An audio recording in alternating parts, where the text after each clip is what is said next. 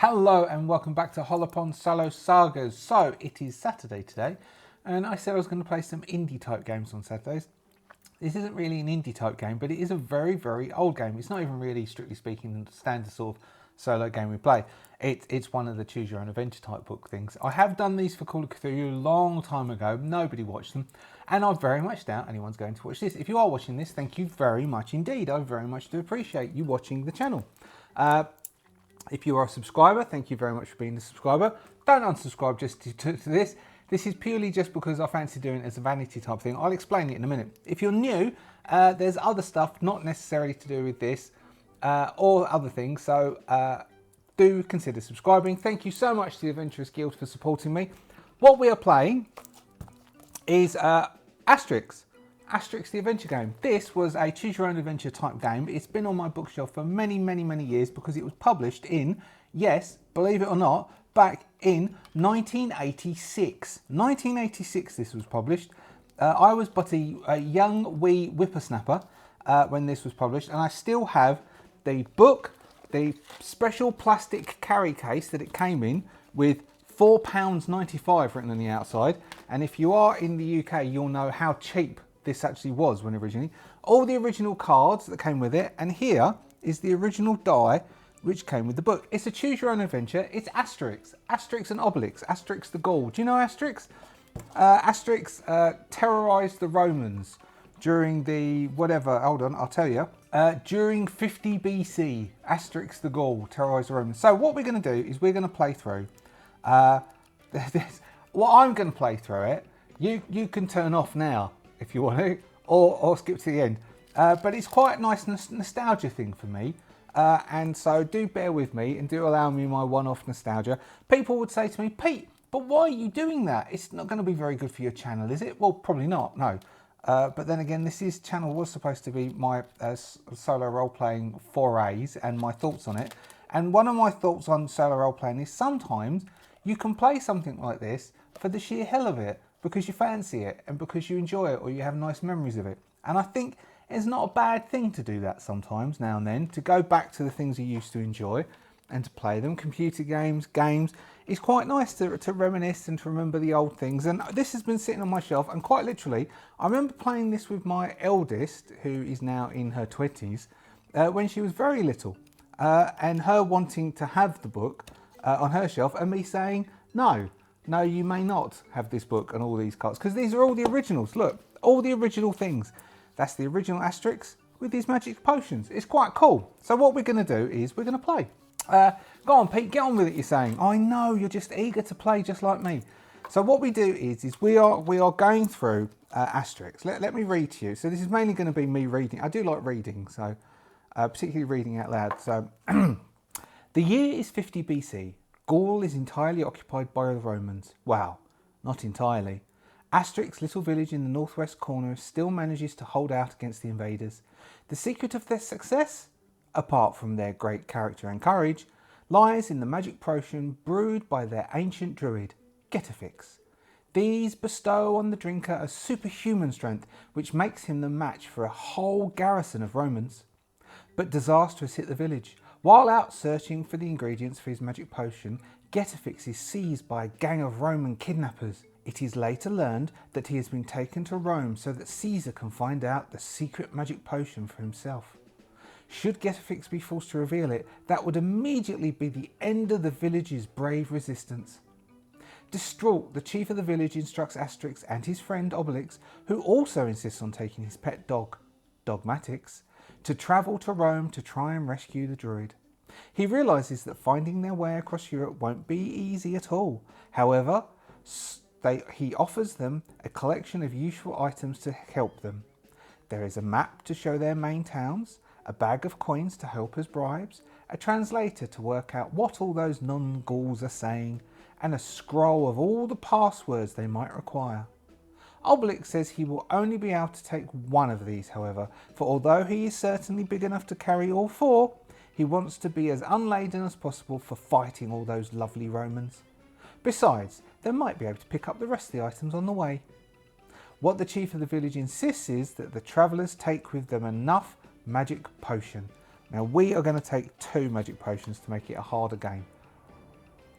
although the potion is not necessary for one as strong as Obelix, who fell into a cauldron of the potion as a baby and now has to be kept quite a long way away from it. It is absolutely essential for Asterix. Fortunately, Getafix had the good sense to keep several gauze of the special potion in reserve. So we're going to take 2 magic potions and we're going to put one of the magic potions aside. And out of the 4 items we can take with us, I think Obelix is going to take the bag of coins. We've got a bag of 20 coins, though I should really be doing a French accent, shouldn't I? Because the Gauls, strictly speaking, where they are, they're French. Asterix. So, choose your own adventure. We're going to start at number 1. And here we go. The villagers all came out to wave goodbye to Asterix and Obelix starting on their long journey. Best of luck, the chief of the village vital statistics shouted after them. And remember, the freedom of everyone here depends on you. Should have done that in French accent too. The small fortification was soon no more than a tiny speck behind them, and Obelix gave a deep sigh, thinking that it would be several weeks before he saw it again. So, strictly speaking, what this is me reading to you. So if you don't mind me reading to you and whittering every now and then and like going in between, then this should be fine. Just put it on listen. I don't know, play it for the kids.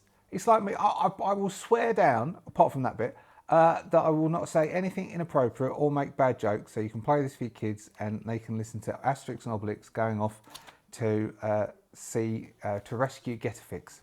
And we continue. I will also do children's parties and I can read bedtime stories. I'm reading Mandy at the moment, the Terry Pratchett book, Truckers. It's a trilogy about little gnomes. It's one of my favourite books that he's written and it's really, really fun to read out loud. And so I'm reading that to her. I start reading and she's out like a light, but I just keep going. And the next day I just tell her what I read. I recap the story and then start again. Otherwise I'll just be beginning from the beginning every time. Anyway, where were we? But then he thought of all the Roman garrisons ahead of them and began to rub his hands in anticipation. Our Gaulish friends had walked quite a way further than the road that they were... Hold on. Our Gaulish friends had... Gaulish, not ghoulish, had walked quite a way further when the road they were on suddenly divided 3 ways.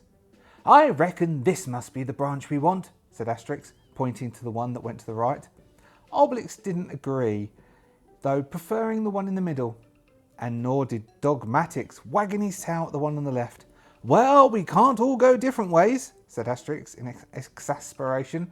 I know all roads are meant to lead to Rome, but this is ridiculous. He therefore insisted that they come to some sort of arrangement. Now, what you can do is you can either choose one of the choose your own paths, i.e. Asterix, Obelix or Dogmatix, or we roll a dice and we use random. We're going to roll the dice because if you got it, you use it. We have decided that Dogmatix knows what his little waggy tail is talking about and we are going to go to 151. They finally agree on Dogmatix's choice. Following Obelix's little mongrel dog along the branch to the left, that's not very polite, is it? I think he looks quite nice.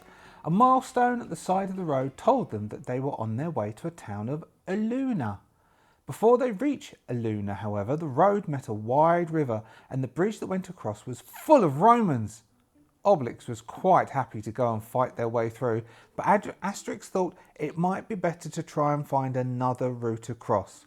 Let's ask that fisherman down there, he suggested. I seem to have given Asterix quite a posh voice.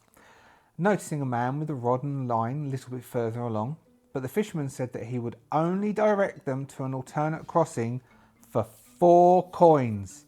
Does Obelix have the coin bag? He does! If so, count out 4 coins from the bag by rotating the disc until 4 shows in the... Oh, okay, it's adding up until 4 shows in the window. There we go, 4. Then turn the card over and find out the fisherman's direction. Alright. It says go to 65. Oh look, so you table on the front what coinage and you turn to the back, go to 65. Eh? Oh, the innovation and technology they used to have back there, kids. You're missing it, I tell you. We have little bits of card with little bits of metal. Look, a little bit of metal in the middle, turning the card, all pretty.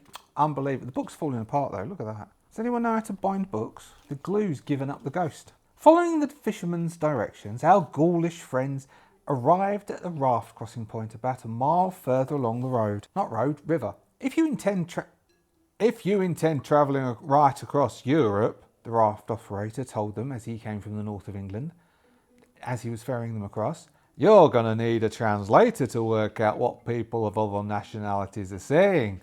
Since you're Gauls, just like myself, I'm happy to give you one for free of charge. If Obelix doesn't already carry the translator, put the translator into his waistlet. That's password scroll. Translator. Here we go. We've got a translator, which says what a load of words mean from Latin to English. Go to page 55. The town of Aluna now appeared ahead, and they agreed that one of them should distract the sentry at the gate while the others sneaked past. Asterix suggested they draw straws for it, but Obelix said that it would be unfair on Dogmatix since he would have difficulty holding the crayon. No, I mean pick a straw for it, you bird brain. Asterix sighed and plucked 3 unequal lengths of grass to show Obelix what he meant. The one who picks the shortest is the one who does the distracting, he explained. Dogmatix again. Is that dice weighted? 2, 4, 2. 2, 4, 2. Woof, woof, barked Dogmatix. See, Mandy says I can only do 2 accents, mine and the northern, but I can do dog as well. Excitedly, when he'd picked up the shortest straw, he immediately ran up to the sentry at the gate, giving him an affectionate lick on his ankle. Then he turned over on his back, demanding the sentry tickle his tummy. How clever he is, Obelix remarked proudly when his dog had the sentry completely distracted. Just as he and Asterix were slipping past, however, Obelix absent-mindedly asked the sentry whether he thought Dogmatix was the cleverest dog in the world as well. The Roman suddenly threatened them with his pike, shouting something in Latin. Asterix quickly asked Obelix if he had the translator, so they could... Sorry about that little click sound, that was awful, wasn't it? So they could work out what the sentry was saying and try and talk themselves out of this mess. If Obelix has the translator, use it to translate the content of the sentry's speech below, then follow the instruction to find out what he was saying. Alright, he's saying, Sut, go, lim, tu, tima, 2 hose, 100, through, and ver, 70, 8, 278. I mean, this is a kid's book. Scanning his translator, Obelix told Asterix that the sentry was shouting at them to stay where they were.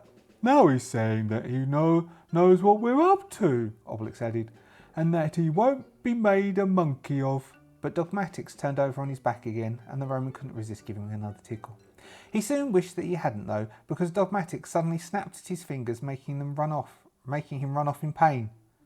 It's a good job your dog's cleverer than you are, Asterix told Obelix as they now calmly entered the town. 81. After buying provisions in the town, the Gauls spent the next 3 days on the road so that they could get as many miles behind them as possible.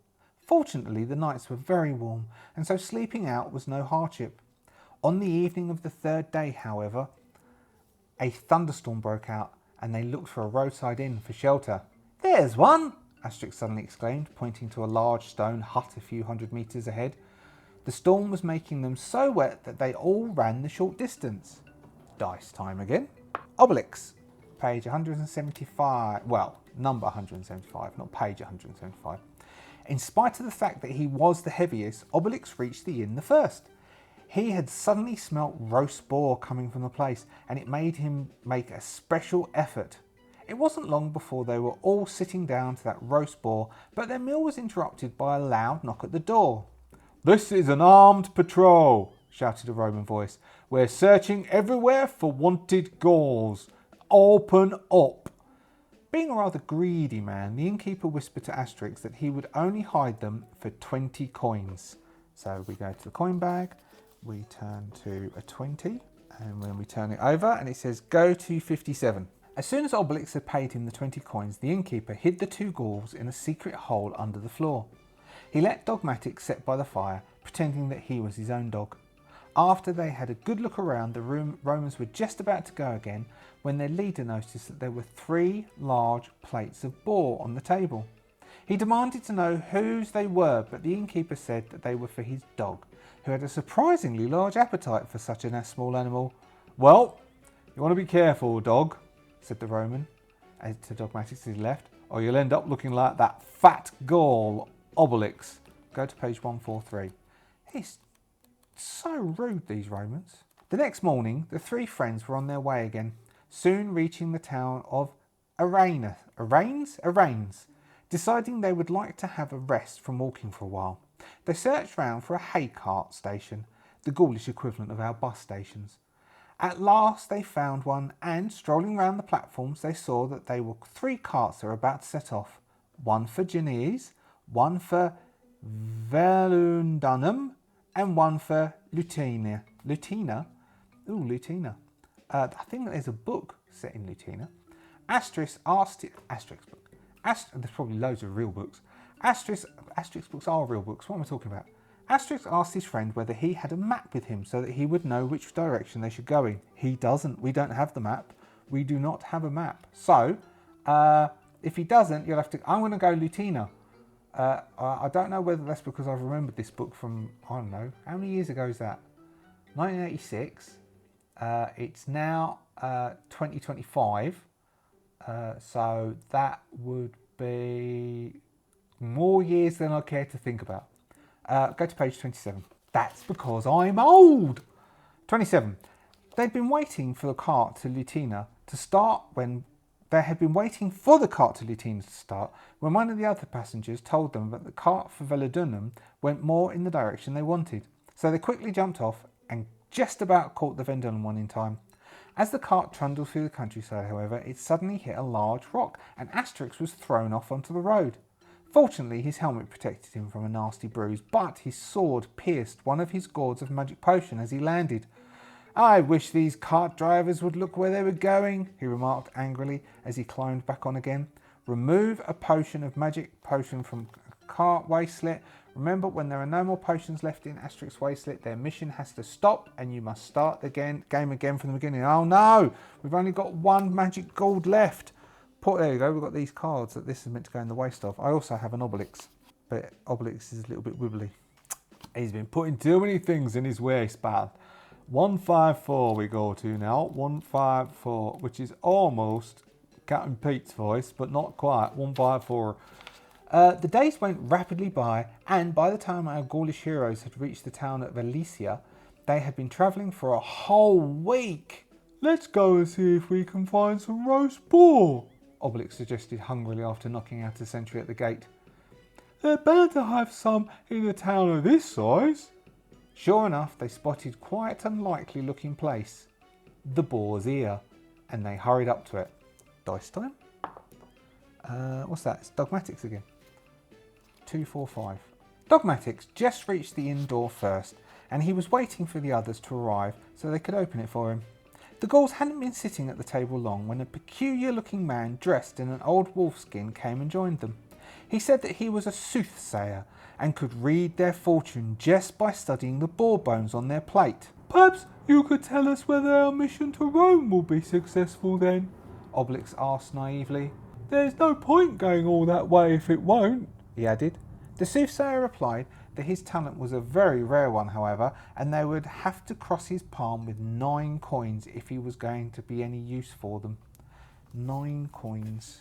So we turn this to 9, and it says, go to page 82. It does say if we don't have it, we can go somewhere else. Handing the soothsayer 9 coins, Obelix eagerly waited for him to analyse his huge plate of boar bones. Well, will our mission be successful or not? He asked impatiently as the strange-looking man began to scratch his head. The soothsayer confessed that the bones weren't all that clear on the matter, but they did reveal that Obelix was a man of great appetite. That's incredible, Obelix exclaimed with delight all over his face. For a moment, I thought you might be a fraud. 39. The Gauls now left Alesia, starting their journey again. The land about them gradually rose higher and higher, and the air seemed to become fresher and fresher. So we soon should be able to see the Alps, said Asterix, searching the horizon for their snowy peaks. His 2 companions began to look for them as well, hoping that they would spot them first.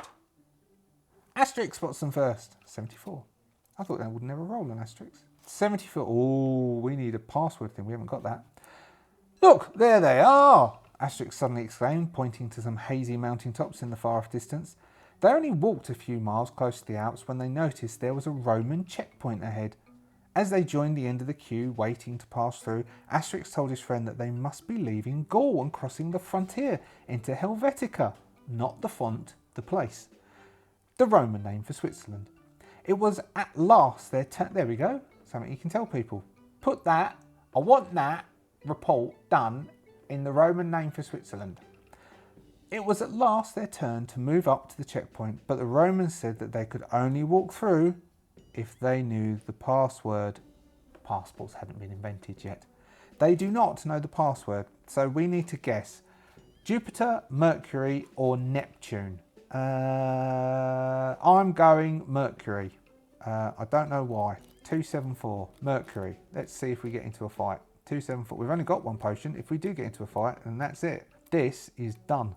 274, 274. Oh, it's done. You've got the password wrong, one of the Romans exclaimed when the Gauls made a guess at Mercury. You're not allowed to cross. Of course, the Gauls had other ideas. Asterix quickly drank one of his magic potions. Now, are you going to let us pass or not? He demanded, giving the sentry one last chance. The Romans started laughing at the audacity of this tiny little man, but a few minutes later they were all sprawled across the ground. Oh, we forgot to ask if you had anything to declare, one of the battered soldiers called after them wearily as the Gauls stepped across the frontier, but his mates quickly told him to shut up. Remove a magic potion. So that, strictly speaking, should be the last of the 3 magic potions and we should be finished. But because this is my game, I'm playing it, I am going to make it not difficult, but I'm enjoying this. I probably won't do it again. So do excuse me if, with your cooperation and your agreement, does this look, because that's about the same green as the background. I'll show you there. If you're with your cooperation and agreement, people, and you can stick down in the comments, you cheating swine, Peter, you cheating swine. Captain Pete would be really proud of you, because he really would. Aye, I would, lad. I'd be so proud of you. I don't know what I would. I may even fall off my peg leg and poke myself in the eye. So what we're going to do is we're going to give Asterix, he's going to find one. It's in his shoe. He looked in his shoe. He's going, what is hurting my foot? Turn to page 91. I'm just enjoying it. Their journey into Helvetica continued. And though this is his last one, if he loses this one, that's it, we end. And the Gauls eventually arrived at the shores of a large lake surrounded by mountains. We're going to have to try and find a way to get to the other side, said Asterix. Let's see if there's a ferry anywhere. So they started walking along the shore. Obelix suddenly spotted a large raft a little further around. Since it looked as if it was about to cast off, they all hurried up the gangplank. Asterix, 212. Let's go 212 and see what 212 says. 212 says, reaching the gangplank ahead of the other two, Asterix asked the ferryman to wait a few seconds more. I hope little Dogmatix doesn't get seasick, Obelix remarked with concern, when they were all finally aboard. But as they stepped off again at the other side of the lake, it was Obelix who looked the most green. We'd better look for somewhere where you can have something to eat, said Asterix, and they eventually found a small inn. When the waiter described what dishes they were serving, however, it was in a language that the Gauls didn't understand.